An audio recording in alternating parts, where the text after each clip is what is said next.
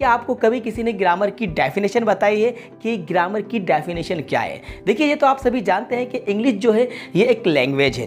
जी हाँ, हम सभी जानते हैं कि इंग्लिश एक लैंग्वेज है, इंग्लिश एक भाषा है। अब इंग्लिश एक लैंग्वेज है तो इंग्लिश के अलावा और भी लैंग्वेजेस होती है, जैसे कि हिंदी लैंग्वेज है, उर्दू लैंग्वेज है, तमिल है, गुजराती है, मराठी है, बंगाली है, स्पेनिश है, फ्रेंच है। ये सब लैंग्वेजेस हैं, ये सारी भाषाएँ हैं। तो क्या सभी भाषा में ग्रामर होती है? तो मेरा आंसर होगा जी हाँ, बिल्कुल। जो भी लैंग्वेज होती है उस लैंग्वेज में ग्रामर भी होती है। क्योंकि देखिए, लैंग्वेज के बारे में तो आप बहुत अच्छे तरीके से जानते हैं कि लैंग्वेज क्या होती है, और उसके साथ हमें ग्रामर के बारे में भी पता होता है। लेकिन क्या आप कभी ग्रामर की डेफिनेशन पर आपने फोकस किया कि ग्रामर की डेफिनेशन क्या है और इस एक्चुअल में ग्रामर का मतलब क्या है, और हमें क्यों ज़रूरी है ग्रामर को इम्प्रूव करना, और हमें ग्रामर पढ़ने की ज़रूरत क्यों पड़ती है?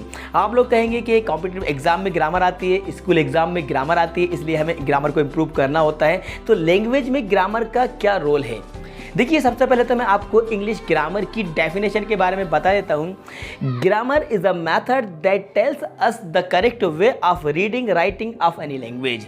कहने का मतलब ये है कि ग्रामर एक विधि है, मतलब जिसको आप व्याकरण कहते हैं। तो ग्रामर एक विधि है जो हमें एक निश्चित नियम बताती है किसी भी भाषा को कैसे लिखना है, कैसे पढ़ना है, कैसे बोलना है। ये सारे नियम जो बताए जाते हैं ये ग्रामर के द्वारा बताए जाते हैं। जी हाँ, तो हम कह सकते हैं कि किसी भी भाषा में जो ग्रामर होती है वो उस लैंग्वेज के नियम कानून बताती है, नियम कायदे बताती है कि how to read, how to write, how to speak, कि किसी भी लैंग्वेज को कैसे लिखना है, किसी भी लैंग्वेज को कैसे पढ़ना है, किसी भी लैंग्वेज को कैसे बोलना है। ये जो रूल्स बताए जाते हैं ये ग्रामर के द्वारा बताए जाते हैं। उसका यूज़ नहीं करेंगे तो किसी भी लैंग्वेज को आप सही तरीके से ना तो लिख पाएंगे, सही तरीके से ना आप उसको पढ़ पाएंगे। एग्जाम्पल के तौर पर मैं आपको बताता हूँ। यहाँ पर आप स्क्रीन पर स्पेलिंग देखिए और आप देखिए यहाँ पर क्या लिखा हुआ है। अगर आप समझ लीजिए कि आपको ग्रामर बिल्कुल भी नहीं आती, आपको कोई भी रूल नहीं फॉलो करना है, बिना किसी रूल के आपको इसको पढ़ना है, आप इसको पढ़ेंगे तो आप इसको किनाइफ पढ़ेंगे, क्योंकि आप इसकी स्पेलिंग पे नोटिस करेंगे तो यहाँ पे KNIFE लिखा हुआ है, तो आप इसको कहेंगे किनाइफ।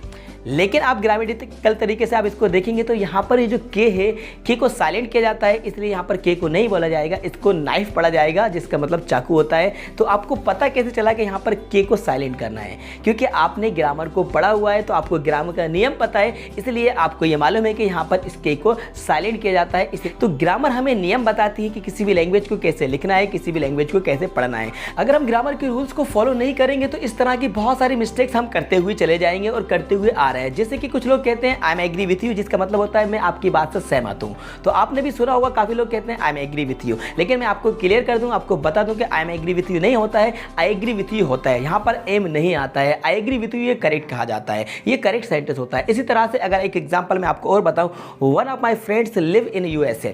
अब इसमें आप मिस्टेक देखिए, आप इसमें एरर डिटेक्ट करिए कि यहां पर एरर क्या है। One of my friends live in USA। तो देखिए, मैं आपको बता दूं यहां पर एरर ये है कि ये जो लिखा है ना वन ऑफ माय फ्रेंड्स, इसके बाद जो लिव है यही मिस्टेक है, लिव नहीं आएगा, यहाँ पर लिव्स आएगा। क्यों आएगा? ग्रामेटिकल तरीके से आप देख लीजिए, यहाँ पर जो सब्जेक्ट है ये वन है, one of my friends lives in USA। इसी तरह की बहुत सारी मिस्टेक्स अब तक हम करते चले आ रहे हैं। यदि आपसे भी इस तरह की मिस्टेक्स होती हैं तो आपको भी जरूरत है अपनी ग्रामर को इंप्रूव करने की, अपनी ग्रामर में सुधार करने की, तो ही आप उस चीज को सही से कर पाएंगे। तो कोई भी काम आप करना चाहते हैं उसकी एक वजह होती है, उसका एक मकसद होता है। तो आपके इंग्लिश ग्रामर सीखने का मकसद क्या है, या फिर इंग्लिश स्पोकन सीखने का मकसद क्या है, आप क्यों सीखना चाहते हैं, आप मुझे ये कमेंट्स बॉक्स में जाकर कमेंट करके बताइए, जिससे कि मैं आपकी सपोर्ट कर सकूं, जिससे कि आपकी हेल्प के लिए 1 by 1 में इंग्लिश ग्रामर की वीडियो ला सकूं। आई होप दैट ये वीडियो आपको पसंद आएगी और आपको लगा होगा कि हाँ, मैंने बिल्कुल सही चैनल को सब्सक्राइब किया है और यहाँ पर हम अपनी ग्रामर को इंप्रूव कर सकते हैं या इंग्लिश बोलना भी सीख सकते हैं। तो वीडियो को लाइक कर दीजिएगा, अपने सारे फ्रेंड्स को ज़्यादा शेयर कर दीजिएगा। और हाँ, यदि आपने अभी तक चैनल को सब्सक्राइब नहीं किया है तो गए चैनल को जरूर सब्सक्राइब कर दीजिएगा, साथ में बेल आइकन प्रेस कर दीजिएगा,